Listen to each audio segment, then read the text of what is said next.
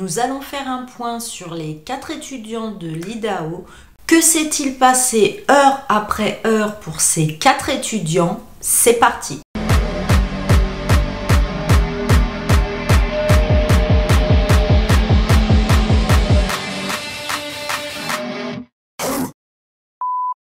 Hi tous, bienvenue sur ma chaîne Cécile Story. Bon, aujourd'hui on n'est pas là pour faire des blabla, hein. Donc tu vas tout de suite t'abonner et on commence à reprendre cette affaire. Oui, c'est l'affaire des 4 étudiants de l'Idaho qui ont malheureusement été retrouvés il y a 1 mois et demi assassinés dans leur maison à coups de couteau et on ne sait toujours pas qui est le tueur. Par contre, en ce qui me concerne, il ne se passe pas 1 heure sur mon YouTube dans les commentaires sans que vous me demandiez de vous donner des nouvelles de ces 4 étudiants et c'est ce qu'on va faire aujourd'hui. J'ai pris ma tablette, je vais lire mes notes et je vais tout vous lire en détail ce qu'on sait sur ces 4 meurtres et aussi des nouveaux indices qui ont été apportés à l'affaire. En effet, 4 étudiants de l'université de l'Idaho ont été brutalement assassinés il y a plus d'1 mois et la police est toujours à la recherche d'un suspect dans les meurtres non résolus mais qui ont totalement secoué la ville et les alentours. Tout le monde est terrorisé de savoir un tueur en liberté.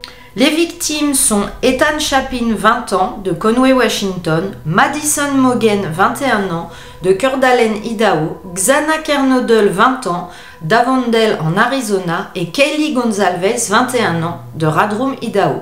Ils ont été, comme je vous l'ai dit, retrouvés le matin par leurs 2 colocataires poignardés dans leur maison, mais vous allez voir, c'est beaucoup plus compliqué que ça. Les 3 étudiants vivaient avec 2 autres étudiants dans une maison de 6 chambres à coucher hors du campus au 1122 Kings Road dans une rangée d'autres maisons de la fraternité. Quant à Ethan, lui, il ne vivait pas dans la maison, mais il sortait avec Xana, une des colocataires. Je vais maintenant vous dire, heure après heure, détail après détail, ce que l'on sait sur cette nuit-là. Et vous allez voir, c'est extrêmement détaillé, la police avance vraiment. À 20h57, Mademoiselle Gonzalez a posté une série de photos joyeuses sur Instagram avec la légende « Une fille chanceuse d'être entourée de ses people tous les jours ». Nous les voyons sur la photo, ils sont souriants, les 2 filles, il y en a une sur les épaules, les 2 autres sont côte à côte et c'est la dernière photo, donc Instagram, qui sera postée par eux. Cette nuit-là, Mogen et Gonzalez ont passé du temps au Corner Club, un bar du centre-ville au 202 Main Street, tandis que Chapin et Kernodle sont allés à une fête ensemble à la maison Sigma Chi au 735 Nez Perce Drive sur le campus. Dimanche 13 novembre, Mogen et Gonzalez ont été capturés sur une vidéo en direct de Twitch à 1h41 au Camion Grub au centre-ville de Moscou. Moscou aux États-Unis, pas Moscou. Donc elles ont été capturées par cette caméra et on les voit commander des pâtes carbonara et discuter avec des personnes à proximité. Sur cette vidéo, on verra un homme portant un sweat à capuche près d'elle. Et c'est devenu un sujet de controverse parce que tout le monde sur internet va se mettre à accuser ce jeune homme d'être le tueur, potentiellement. Puis potentiellement, ils vont totalement l'accuser, ils vont le harceler, ils vont mener une vie d'enfer à ce jeune homme. Alors qu'il faut savoir qu'à l'heure actuelle, le jeune homme est totalement innocenté. Il a un alibi dur comme fer et en plus, il coopère avec la police. Puis ensuite, un service de reconduite de la sororité, c'est-à-dire c'est un service qui vous ramène chez vous. Un service de conduite de la sororité les a ramenés à la maison vers 1h56 selon la police et sa famille. Chapin et Kernodle sont rentrés chez elles de Sigma Chi vers 1h45. Les 2 colocataires qui ont survécu à l'attaque sont rentrés chez elles après leur soirée à 1h du matin et ne se sont réveillés que tard le lendemain matin. Alivea Gonzalez a déclaré à Inside Edition que sa sœur Kaylee Gonzalez a appelé son ex-petit ami Jack Ducker 7 fois entre 2h26 et 2h44 cette nuit-là. La police va tout d'abord le considérer comme un potentiel suspect. Malheureusement, les 4 victimes ont été poignardées à mort avec un couteau à lame fixe entre 3h et 4h du matin cette nuit-là. Elles étaient au 2e et au 3e étage de la maison selon la police. À ce jour, l'arme du crime n'a toujours pas été retrouvée. C'est alors que les 2 colocataires survivants ont convoqué des amis dans leur maison parce qu'ils croyaient que l'une des victimes du 2e étage était évanouie. Alors, ça fait beaucoup de controverses sur ma chaîne et moi-même je le pense. Comment peut-on voir, je vous le redemande, quelqu'un allongé sur le sol et poignardé, donc ensanglanté, et se dire que cette personne est évanouie? Nous n'avons toujours pas de réponse à cette question, mais moi je me la pose toujours. Reprenons. Un appel au 911 a été passé à partir de l'un des téléphones des colocataires survivants à 11h58 de l'intérieur de la maison, signalant une personne inconsciente. La police a déclaré que plusieurs personnes avaient parlé au répartiteur du 911. Puis, à 14h ce dimanche, l'université a informé tous les étudiants des 4 meurtres et leur a dit de se mettre à l'abri. Cependant, je ne sais pas pourquoi, cette ordonnance a été levée 1 heure plus tard. Le maire Art Bedge a déclaré à un média que les meurtres étaient un crime de passion avant de revenir en arrière dans une déclaration à Fox News Digital affirmant qu'il s'agissait de l'un des nombreux motifs potentiels en cours de l'enquête par les enquêteurs, donc peut-être crime passionnel ou autre. La police a déclaré qu'elle ne croyait pas qu'il y avait un risque pour la communauté, histoire de rassurer la ville qui est totalement en panique comme je vous l'ai dit au tout début.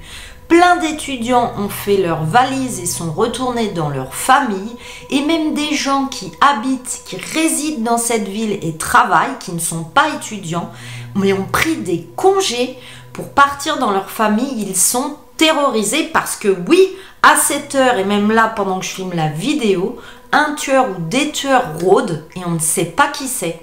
Et bien sûr, du coup, les résidents de Moscou et les étudiants et les familles des victimes se sont plaints de l'information limitée que la police donne et même contradictoire publiée par les agents publics. Mercredi 16 novembre, lors d'une conférence de presse, le chef de la police de Moscou, James Fry, a révélé aux journalistes pour la première fois qu'il y avait 2 colocataires à la maison pendant l'horrible attaque et qu'elles n'avaient ni été attaquées ni été réveillées. La police ne donnera pas d'explication pour cet appel des colocataires à la police qui arrive plus de 8 heures après les meurtres. Ils signaleront juste qu'il n'y avait aucun signe d'entrée forcée. La police dira « Nous n'avons pas de suspect pour le moment et cette personne est toujours là, oui. Nous ne pouvons pas dire s'il y a une menace pour la communauté, mais comme nous l'avons dit, restez vigilants. » Avec ça, écoutez, pour ceux qui habitent dans la ville et les alentours, débrouillez-vous. Jeudi 17 novembre, le coroner publie les résultats de l'autopsie. La cause et le mode de décès des étudiants a été officiellement annoncé. C'est un homicide par coup de couteau et le couteau, comme je vous l'ai dit, n'a toujours pas été retrouvé. A été déclaré que les victimes avaient probablement été attaquées dans leur sommeil avec donc un gros couteau, et là c'est horrible, que chacune d'elles aurait reçu plusieurs coups de poignard et se serait réveillée pendant l'attaque. Il est important à noter aussi qu'il n'y a aucune trace d'abus intime sur les 4 victimes. Vendredi 18 novembre. La police a publié une carte aérienne traçant les mouvements finaux des 4 victimes de la soirée du 12 novembre au moment de leur meurtre. La police a également demandé au public de soumettre toutes les images et photos de vidéosurveillance qu'ils pouvaient avoir en leur possession. Lundi 21 novembre. On apprendra par les détectives que le chien de Gonzalez, Murphy, était à l'intérieur de la maison lorsque les étudiants ont été tués. Il n'a subi aucune attaque et était dans une autre pièce. Mardi 22 novembre, Kylie Gonzalez avait-elle un harceleur? Et oui, parce que comme je vous l'avais dit dans ma vidéo d'avant, Kylie se rendait dans une entreprise quand elle a été suivie par 2 hommes qui diront plus tard qu'ils avaient l'habitude de suivre les femmes mais qu'ils n'en faisaient pas plus. Et elle avait eu très peur. Elle en avait parlé à sa famille, à ses amis, elle était totalement secouée. Pendant un temps, la police a cru qu'il pouvait y avoir un lien entre ces 2 hommes et cette affaire, mais les 2 hommes ont un alibi en béton, ils n'ont rien à voir avec le meurtre des 4 étudiants. Mardi 29 novembre, les véhicules seront remorqués, ceux des étudiants. 5 véhicules ont été remorqués de la maison de Kings Road vers un terrain de la ville de Stoker. Ils ont été perquisitionnés et font toujours partie de la scène de crime. Il peut y avoir des preuves à l'intérieur. mercredi 30 novembre, plusieurs personnes vont être enlevées en tant que suspects et ça c'est hyper important parce que nous, on avait émis plein de suppositions au niveau des suspects. Vous allez voir tout ce qu'on pensait, ça va se casser la gueule. Écoutez donc ça. La police a publié une liste de personnes qui ne pensent pas être impliquées dans le crime. Les 2 colocataires survivants. L'homme dans les images de surveillance près du food truck. Le conducteur qui a ramené Megan et Gonzalez à la maison. L'ex-petit ami de Gonzalez, Jack Kerr. Toute personne à la maison de Kings Road lors de l'appel au 911. Donc Jack Kerr, l'ex que l'on pensait peut-être responsable, ce n'est pas lui. L'homme au food truck, mais ça on le savait déjà, ce n'est pas lui. Et les 2 colocataires pour l'instant que l'on pensait peut-être responsables parce qu'on trouvait ça bizarre, qu'ils l'aient cru évanoui. Puis ils ont mis tellement de temps à téléphoner, nous dans les commentaires on pensait que c'était peut-être eux. La police dit ce n'est pas eux. Depuis plusieurs semaines, des centaines de personnes se rassemblent pour des veillées dans l'université de l'Idaho et les familles des 3 des 4 victimes se sont adressées à la communauté dans des déclarations déchirantes. Pendant ce temps, l'absence d'un message cohérent de la part des policiers a semé encore des confusions. Le procureur du comté de Latah, Bill Thompson, a déclaré que l'une des victimes avait sans aucun doute été ciblée. Alors un coup, il y a une cible, un coup, il n'y a pas de cible. On ne sait pas pourquoi la police est si évasive sur cette affaire. Quelques heures plus tard, bien sûr, le service de police de Moscou a qualifié le commentaire de Thompson de mauvaise communication et a déclaré que personne ne pensait que le crime était ciblé officiellement. Lundi 5 décembre, le père d'une des victimes est préoccupé par les faux pas ou les faux dires de la police selon lui. Steve Gonzalez a déclaré à Fox News que la police n'était pas précise dans ses... En fait, Steve Gonzalez reproche à la police de ne pas tout dire, mais vous allez me dire si vous êtes d'accord avec ça, moi pas trop. Je ne sais pas si cela aurait changé quelque chose. Il pense que, en fait, les 4 étudiants ont été poignardés. Ça, c'est un fait. Mais lui, il a vu que sa fille, puisqu'il a vu le corps, a été effroyablement égorgée. Et il reproche à la police de ne pas avoir dit ce détail à la presse, parce qu'en fait, sur les 4 étudiants, les 3 ont été poignardés, mais sa fille est la seule à avoir été égorgée violemment. Et il pense que c'est très important et que la police aurait dû le dire. Mais qu'est-ce que vous en pensez, vous ? Je ne sais pas. Est-ce que cela insinue que la personne en avait plus affaire à elle, contre elle ? Je ne sais pas, qu'en pensez-vous ? Il dira, il semble y avoir de la confusion partout où vous regardez dans cette affaire. C'est juste absurde le genre de choses qui se passe en ce moment dans cette affaire. Mais rappelez-vous, c'est lui aussi qui avait pointé du doigt le jeune homme à capuche près du food truck. Il l'avait totalement désigné comme tueur et il s'est avéré en fait que ce n'est pas du tout lui. Mais malheureusement, à cause du père de la victime qu'il avait pointé du doigt, ce jeune homme avait été totalement harcelé. Cela avait gâché sa vie pendant des semaines. Mercredi 7 décembre, la police demande des informations sur le véhicule blanc vu près de la scène de crime. La police a demandé de l'aide au public pour traquer une Hyundai Elantra blanche de 2011-2013 repérée près de la scène de crime au moment des meurtres, et c'est ce que je vous avais dit dans la vidéo précédente, mais on en sait un petit peu plus au sujet de cette voiture. En effet, les enquêteurs pensent que le ou les occupants de ce véhicule peuvent avoir des informations critiques à partager concernant l'affaire, ou voire pire, c'est peut-être le tueur. Et d'ailleurs, je vais vous mettre la photo dans la vidéo. Un jeune homme a fait une capture d'écran de son moniteur caméra qui a vu passer une voiture blanche cette nuit-là, et la police est en train d'identifier les images pour voir si c'est cette fameuse Hyundai en question. Cela devient un peu comme une obsession, une frénésie. Tout le monde regarde ces caméras de vidéosurveillance pour voir s'il y a un indice ou si on voit le meurtrier ou cette voiture blanche. Il y a même un groupe Facebook dédié au meurtre de l'Idaho qui partage exclusivement des images de vidéosurveillance à propos de cette nuit-là, pendant et après les heures du drame. On verra même les images des amis qui se promènent dans le centre-ville de Moscou avec un homme qui ressemble au même étudiant au sweat à capuche dans une vidéo de quelques instants. Voilà, cette update sur cette affaire est finie. Bon, vous avez vu qu'il y avait beaucoup de choses à dire. J'ai trouvé ça aussi très intéressant de faire toute la chronologie heure par heure.